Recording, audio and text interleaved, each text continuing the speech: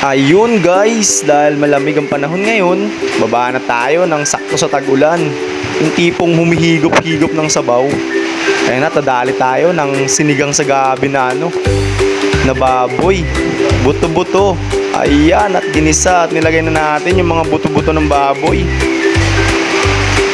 Ayan guys, malambot na yan dahil napakuluan na natin yan. Dali tayo, sabay ilagay na natin yung karne. Yan, and then nilagyan natin ng tubig. Hintayin lang natin gumulo para medyo lumambot konti yung baboy. Pero goods na rin siya dahil malambot na yan eh.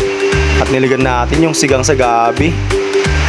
Ayan, kunti lang at baka masobrahan, umalat naman eh. Ayun, nilagay natin yung recipe natin na galing bukid na dala ng tita Nema oh. Ayan na, sarap. Kulay gatas na yan mamaya. Ayun, tinakpan natin. And then, ayun na. Kumulo na. Pwede na yan. Maya, babites na tayo. Ayun. Sarap. Kulay gatas na.